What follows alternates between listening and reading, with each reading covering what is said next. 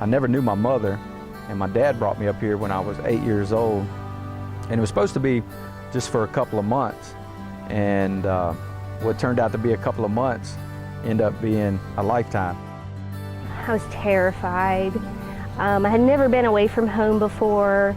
I was angry at myself. I was angry at my mother. I felt like I had been abandoned. I got removed from my parents' home. Oh, bad situation, drugs, everything. So I got placed into foster care, and I got in some trouble with the foster care parents, and they ended up sending me here. I started getting in trouble in school because I was a new kid. I was trying to impress kids, I guess, I don't know. Got in trouble in school, all throughout middle school, and then just a whole bunch of stuff added up. I always wanted to be with my mom. My mom has been in and out of my life probably like twice, like 2 years span. That's the longest I've ever seen my mom. And I just wanted my mom to be there, but I guess like with all the stuff she's been going through, she couldn't understand that. I was with my mom when I was very, very young. Obviously, I was born to her, but she did die. She had some heart complications, and so she died when I was very, very young, and I don't really remember it.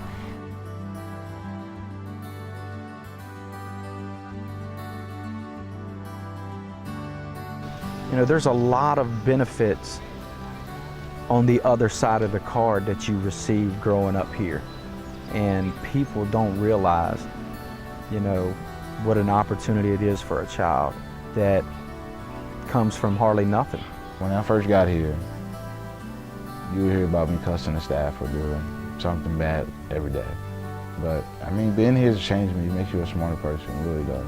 When I first got here, I thought I'm gonna be here for a week, then run away, or a week, then get kicked out. I didn't know that I was gonna change while I'm here. I was younger, and I obviously was very stubborn and wanted what I wanted, and they were not going to bend and let me do whatever I wanted. But we were able to kind of work through, okay, who is Violet, and how can we make you comfortable with yourself and figure out how to work through these things. Self-respect, responsibility, how to manage money, how to take orders, how to give orders.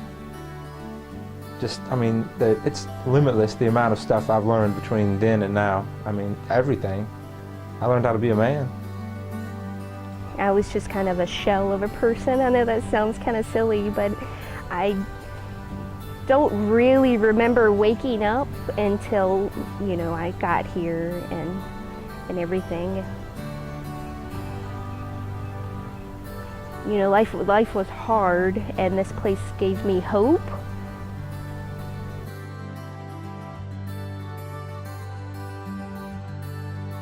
I'd probably be homeless and probably have at least 3 children, most likely, just being honest with myself and where I would probably be. I probably wouldn't be in a nice, loving home, and I wouldn't be very productive. I wouldn't say Quanah's dead, because Quanah's smarter than that. But Quanah wouldn't be doing the right thing, and I'll tell you that right now. I could have been, you know, grown up on the streets. I could have, you know, I could be in jail right now, you know, with no guidance, just out fending for myself. I could be dead. So I'd have probably just been in and out of trouble, probably back in jail. I definitely never would have went to college. I honestly do not think that I would have gone down the same path that has led me to this point without starting here.